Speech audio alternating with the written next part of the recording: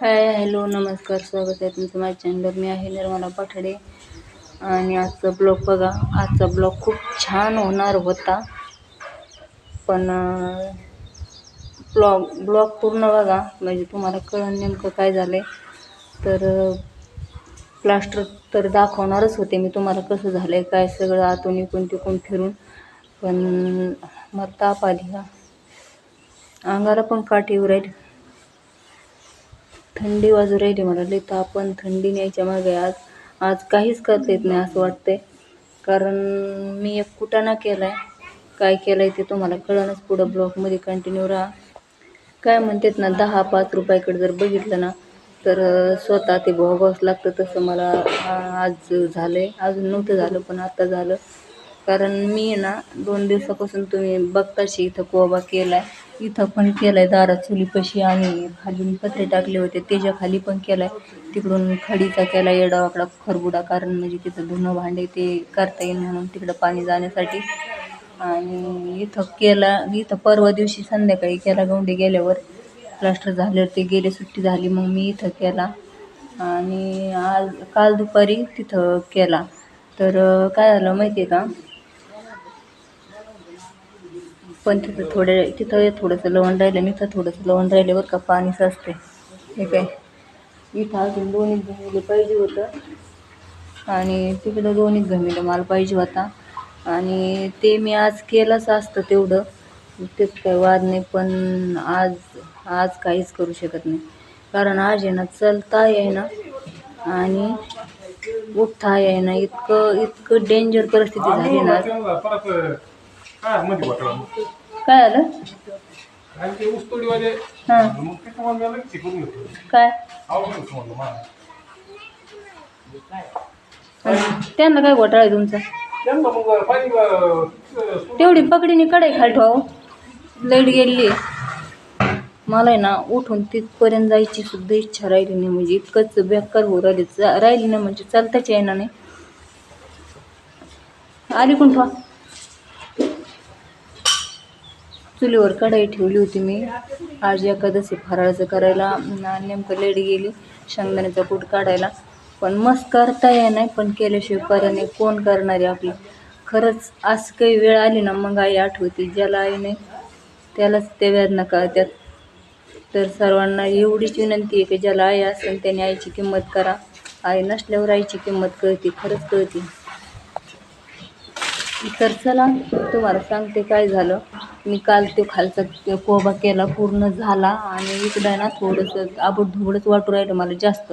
मग मी काय केलं, त्याच्यावर फळी मारायचे प्रयत्न केले. तर आपल्याकडे कसला घरी रंधा बिंदा असं काय नाही, फळी मारायचे प्रयत्न केले, पण त्या फळीला खिळे होते, मी पाहिलेच नाही. त्या फळीवर डायरेक्ट पाय दिला, एवढा खिळा शिरला आणि उपासला. बापरे, काय जीव मानला मलाच माहिती.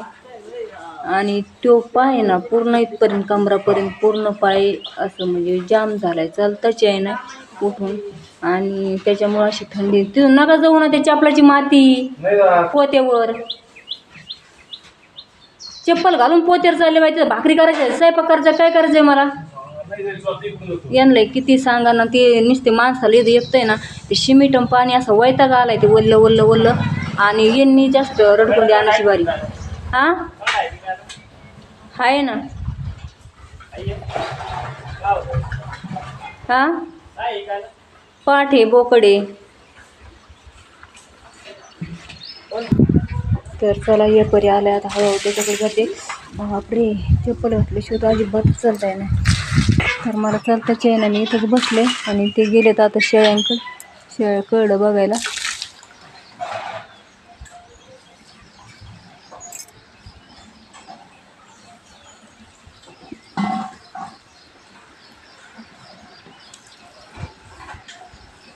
कंबर नका दाबू, व्यवस्थितच सांगितले. तर चला, नाही जुळला सौदा, कारण त्यांनी मागितले 12 आणि 13 हजाराला एक बोकड. आता मध्येच 5-6 दिवस झाले, तेव्हा मी 10 हजारात दिलं आणि त्याच्याच बरोबरचं. आणि आता हे एक पाट आणि एक बोकड 12 आणि 13 हजाराला म्हणतोय, तर नाही परवडत मला, आहे की नाही. तर आपल्याला पण सांभाळावं लागतं, त्याची निगा राखावं लागते, त्याला खाणं पिणं त्यांना लक्ष द्यावं लागतं. आणि एवढे कष्ट करून ज्यांना फुकटच वाटतंय द्यावा तर कसं काय होईन असं. तर जाऊन द्या, लय अंगाला काटे येऊ राहिले त्या पायामुळे. इथून खाली चालताची आहे ना. आणि आज आहे ना म्हणलं होतं 2-3 दिवस झालेत आता बाहेर राडा ठेवून आहे ना, तुम्हाला दाखवते मी कसं ठेवलं बघा. असं पसारा ठेवलाय, काहीच सापडत नाही. आणि तरी पण करीत होते कारण पाय नीट होता काही वाटत नव्हतं. पाणी पण मारायचं तर मला चालताच आहे, नाही तर कसं मारू पाणी पण नाही मारलं मी. आणि म्हणलं होतं आज नेईन पसारा हळूहळू घरात सगळं घासूनच न्यावं लागणार. त्याच्यावर मरणाची धूळ बसलेली. पण इथं करून खायला पण चालता येईना तर शक्य नाही. मी आज नाही नेऊ शकत. माझ्या अंगावर काठी येऊ राहिली, थंडी वाजू राहिली. मी आज झोपणारच आहे डायरेक्ट. तर मित्रांनो, मला असा पस्तावा आला ना आज, म्हणजे मी कधीच दुखण्याला असं जुमानत नव्हते, रिटीत होते. कधीच मला दुखणं आलेलं असं वाटत सुद्धा नव्हतं का मला हे काम होणार नाही. मला कोणी जरी असं म्हणलं ना मला होणार नाही, माझं दुखतंय, तर मला असं वाटायचं दुखत जरी असलं काही काम करता येत नाही का, थोडंफार माणूस करू शकतं ना. पण आता कळलं की दुखत असल्यावर माणूस काहीच करू शकत नाही. आणि अशा वेळेस समजा कदाचित आई असतीच, नुसता एक फोन झाला असता, म्हणलं असता आई माझ्या पायाला खेळात घुसलाय आणि मी मला चालता येईना, तर तिला पुढचा शब्द म्हणावं पण लागला नसता की मी येते किंवा तू इकडं असं काही म्हणावं सुद्धा लागलं नसतं. आणि तिने न सांगता इकडं आली असती. इथं एवढा राडा पाहून म्हणली असती नको लेकराला असं झालेलं आहे. तर खरंच मैत्रिणींनो, ज्याला आई असेल ना त्याने आईची किंमत करा. कारण मस्त आपण म्हणतो बहीण आहे, भाऊ आहे, हे ते, पण कोणीच कुणाचं नसतं.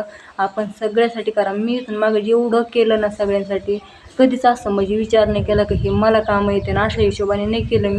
मी त्यांच्या डोळ्यात पाणी बघू शकत नव्हते. त्यांना दुःख लागलेलं तिकडं जर असा कळालं, तिकडून जर फोनवर सांगितलं मला असं की माझं इकडंच पोटात असं खळबळ व्हायचं, मी म्हणायचे काही दिवस असते.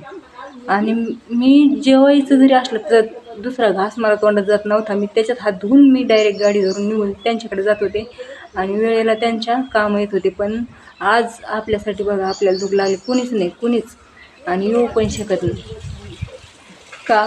आपण एवढं करून सुद्धा आपल्यासाठी कोणी येत नाही. मग याच्यावरूनच आपण वाचायचं आपल्याला कुणीच नाही आहे. आई बाप गेले म्हणजे जगात कुणीच नसतं.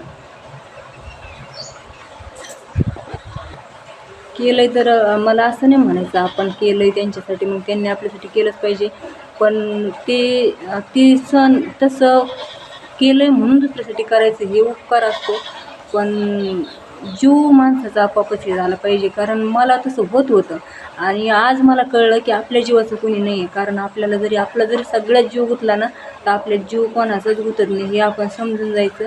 कारण जी मनाची कळवळ असते ना, ती माणसाला थांबू शकत नाही. आणि मनातून जर कळकळ नसली ना, नुसतं सहानुभूती दाखवून त्यांनी आपल्यासाठी केले मग आपल्याला त्यासाठी करावं लागेल असं म्हणून जर केलं ना, तर त्याला काही अर्थ नाही आणि ते करू शकत नाही माणूस. पण जीव असणं एक वेगळंच हे असतं. तर चला, आई वडील नसल्यानंतर कुणीच एवढं जीवाचं नसतं की त्यांनी आपली काळजी करावा आणि आपण बी कोणाची अपेक्षा करावा. आज हे ना कधीच मी एवढी दुखण्यासाठी रडले नाही, पण आज 2-3 वेळा सकाळ धरून रडले आणि पाय तर चलूनच द्यायना. आता काही करावं डोकंच चाललं ना. आत्तासुद्धा पायाला संकट ठणूक लागले, फोन करते इथपर्यंत कमरापर्यंत पाय दुखू राहिला. आणि एवढं पसारा तर बाहेर नाहीच आहे, कारण घरात बाहेर पसारा आहे ना ठेवला येतं. पण कुत्र्या मांजरीची इतकी भीती ना, सारखी तर आपण बसावं लागतं, झोपता येईना बसता येईना. आणि आता म्हणलं पटकन फराळाचं परतावून थोड्या वेळ झोपावं. इतकी थंडी ते येऊ राहिली, डोकं कणकण येऊ राहिली. पण आहे ना झोपायला तर लाईटच नाही. आता फराळाचं परतल्याशिवाय झोपता पण येत नाही. बाकी काहीच करणार नाही मी. आज राहून राहिलं तर काही इलाज नाही त्याला, तिथंच झोपून राहणार आहे. पाणी मारायचं ते पाणी नाही मारणं होणार आज, काहीच नाही. जाऊ द्या, केलं मी घरी शांतपणा. मला नव्हतं वाटलं मला असं होईल, कारण मी त्याच्यावर पाय देईन असं मला वाटलंच नाही. त्या फुलीवर एवढा मोठा खिळा होता आणि मी बघितलंच नाही. कचकन 2 खिळे एका सरशी, म्हणजे एक थोडा शिरला पण एक जास्त शिरला. कचकन त्याच्यावर पाय पडला तर बापरे, इतका कासनुशी जीव आला ना. अजून ते डोक्यात आलं ना कसा पाय पडला की अंगालाच काटा येतो, इतकं कसं तरी होऊ राहिलं. पण आता काय विलाज नाही त्याला. दवाखान्यात जावं तर पसारा बाहेर पडलेला आहे, दवाखान्यात पण जाता येईना. कुत्र्या मांजरीची भीती वाटते इथं. पोटात कसं तरी होऊ राहिले, अशा अंगात थंडी वाजू राहिली ना तर अंगातून असं पोटातून काटे आल्याने होऊ राहिले, लय कसं तरी होऊ राहिले. पण जाऊ दे आता, करू कसं तरी, आजचा दिवस जाईल. उद्या वाटणच की बरं, उद्या थोडंसं बरं वाटलं की मग घेईन आतमध्ये हळूहळू हळूहळू हळूहळू, काय का नाही, जसं आपल्याला घेता येईल तसं, त्याला विलाज नाही. आणि काय करणार आहे मग आता, त्यांना गोळी सांगते, एक गोळी खाते आणि थोड्या वेळ झोपते, कारण दवाखान्यात जाता येणार नाही पसार बाहेर असल्यामुळं. सारी आडीरच झालेली आहे. हो बापरे, पाय असा उचलून सुद्धा ठुता येणार, इतकं बेकार खेळा घुसलाय ना पायात. असं कधीच झालं नव्हतं मला, एवढी तकलीफ दुखण्याला एवढं इतकी रडकुंडी मी कधीच आले नाही. पण रात्रीच्या धरून रात्रभर झोप नाही, नुसतं फोन फोन फोन फोन करतोय तो पाय. पण आता त्याला काही विलाज आहे की नाही. तर चला मग बाय, भेटू पुढच्या ब्लॉगमध्ये. तर पुढच्या ब्लॉगमध्ये तुम्हाला दाखवीन कसं केलं प्लास्टर आतून बाहेरून. आणि उद्या जर चालता आलं तर चला, तोपर्यंत बाय.